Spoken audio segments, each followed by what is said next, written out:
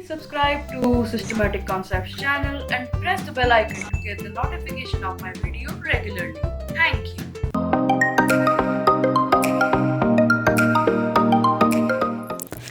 Hello students, in the previous video we take Radhakrishnan Commission 1948, Secondary Education Commission 1952 and Kothari Commission 1964, and in the sequence of the educational development of India we will take in this video National Education Policy right from the beginning, which means the first policy which came in the year 1968 and the second policy which came in the 1986.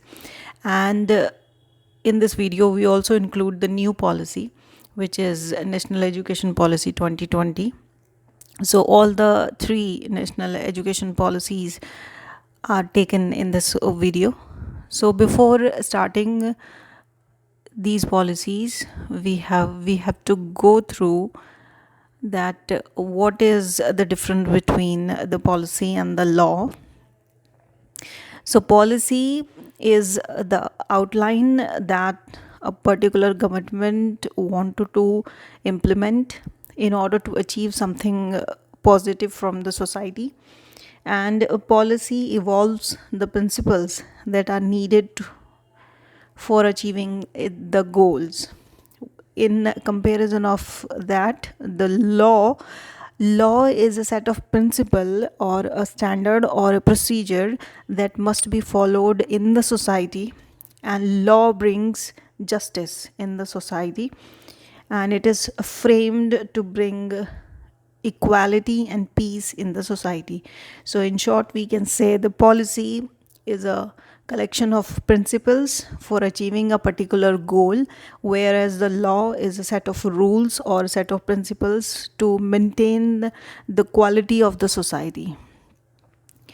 So let's start National Education Policy. So before we will take the first education policy 1986, and it was given by Prime Minister Indira Gandhi. And second policy is come in the year 1986, which was given by Rajiv Gandhi, and now our Prime Minister Narendra Modi gave new one, 2020 policy. And apart from this, we have to be familiar with the concept that United Nations, through his Article 28 in the year 89, make education in the as a right, human right, and through this right, each and every child, right from the beginning, should have the education till the secondary education level. Before I started 1968 policy, I would like to make you familiar with this concept of categorization of Indian education system, so that it will make you understand the policies concepts more easily. So India education system is categorized into different parts. First one is pre-primary to nursery and KG. Then primary is class 1 to class 5, and upper primary is class 2 to class 6 to class 8. So if we want to take all the classes from 1 to 8, we can say that it's elementary education, which means that primary plus upper primary is equal to elementary education. So whenever in the policy it is written the elementary education, you go through that it was saying about the class 1 and class 1 to class 8. And higher education, while taking about higher secondary or senior secondary education or intermediate education, is called 12th class plus 2, in other words, or we can say the 12th class. So in this way, the elementary level, next top point is that at the elementary level, which means from class 1 to class 8th, the Constitution of India, the Article 21A gives it guaranteed free education to every child through Sarva Shiksha Abhiyan under the Right to Education Act. So here it is important to clarify that it is RTE is an act, and wherein the Sarv Shiksha Abhiyan is in a program through which the students get free and compulsory education till class 8th, from the class 1 till class 8th. And the article which deals with this in the Constitution of India is Article 21A. So these are the basic information about this categorization of Indian education system. So now let's start the policies. The first one policy is National Education Policies of 1968. So in this policy, the main focus was given on the integration of the cultural and economical aspects of India. And one of the main feature of this policy was the 3-language formula, which means that in for example, in a Hindi speaking state, Hindi and English was taught to the students, and third language, any other Indian language, for example the southern language, is taught to the students. So in this way 3 languages are taught to all the students. And Hindi was encouraged uniformly to promote a common language for all the Indians. So this was the first attempt to make a good progress in the education system of India. Let's move ahead. We will take National Education Policy of 1986, and 1992 was also written here because this policy came in to effect in the year 1986, but it was modified in the year 1992, which is known as Program of Action, Important Initiatives of the Government of India towards the Democratic Education, is taken in this 1992 modification. So National Education Policy 1986 is the result of the review which was discussed during the budget session of 1985 when Rajiv Gandhi was the Prime Minister. And in the 1990 committee was set up under the chairmanship of Acharya Ramamurthy to review this national education policy, and this committee gave its report in the year 1991 to the Central Advisory Board under the chairmanship of Janardhan Reddy, and this report come into implication in the year 1992, which was called the Program of Action of the National Education Policy 1986. So in this way we have National Education Policy 1986 and Program of Action of this policy in the year 1992. So the main feature of this policy is that it's a child-centered approach was adopted in the education system, and Operation Blackboard was introduced to improve the primary schools of the India. Operation Blackboard get a good start, and many changes were done in the primary level of the education in India through this policy. So the main features we are dealing, the first one is the role of education.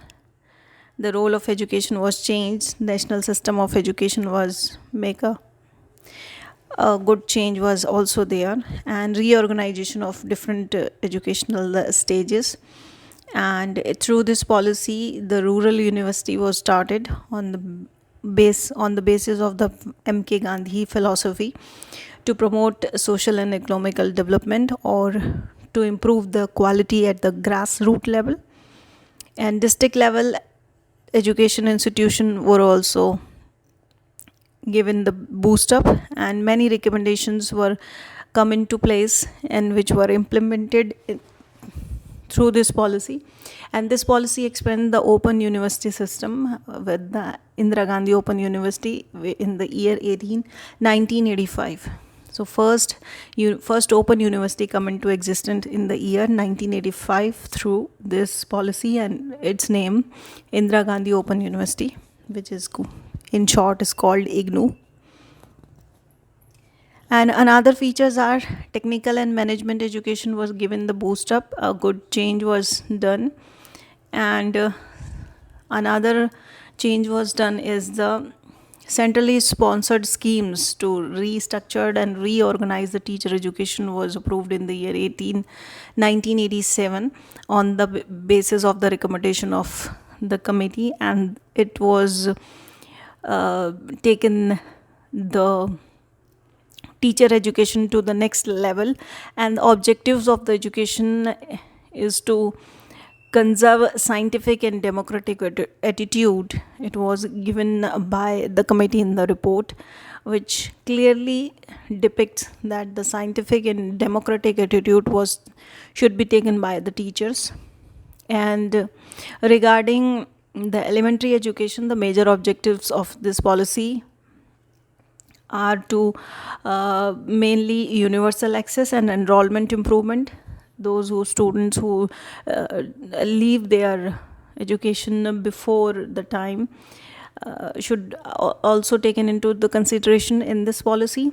And this policy also recommended the entrance exams from all the different mechanical or technical courses, and in order to make a system more perfect, so that the students who are capable can get the admission in these technical courses.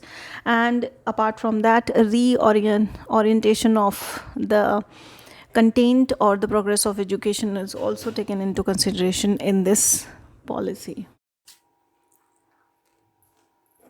National Education Policy 2020, which was headed by Dr. Kasturi Rangan, former chairman of Indian Space Research Organization, which is called ISRO, and the National Education Policy 2020 reimagined Indian education system with the modern, progressive, and equitable way.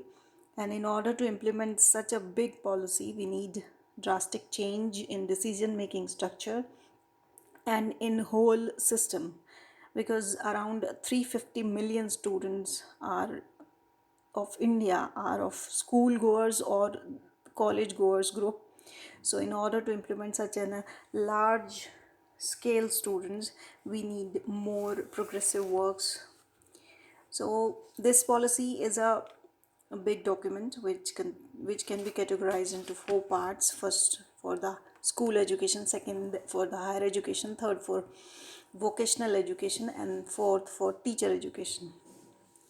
So talking about the school education, it was divided into 4 parts, which is called 5 plus 3 plus 3 plus 4 formula.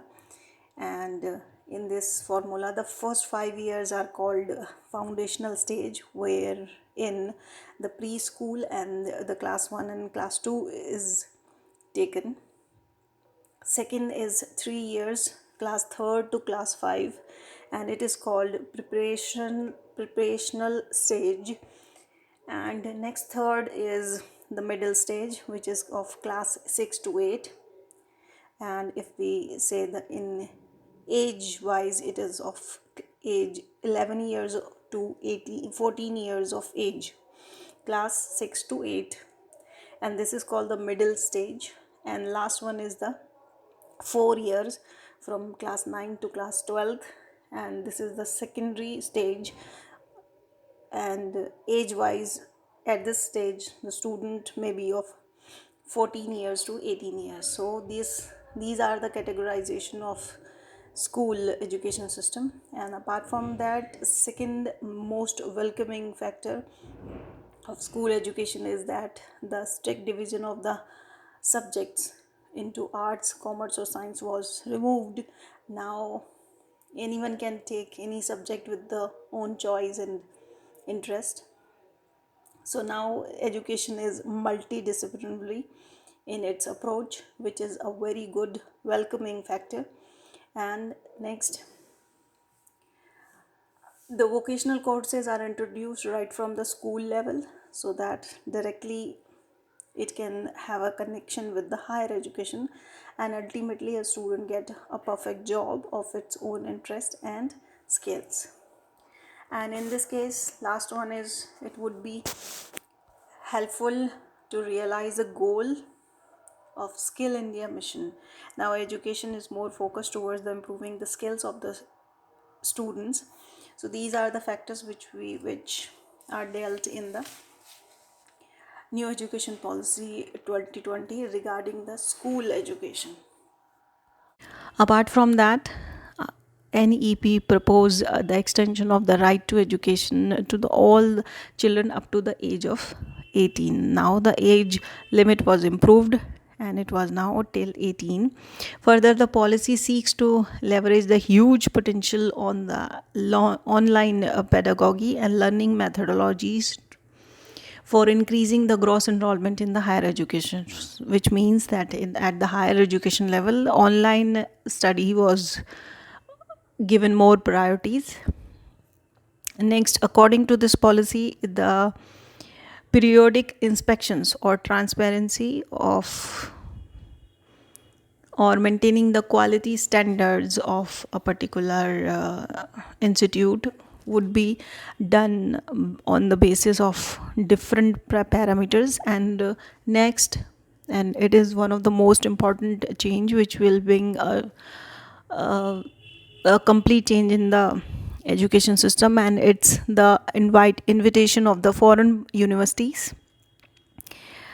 The document state universities from the world are able to come into the India and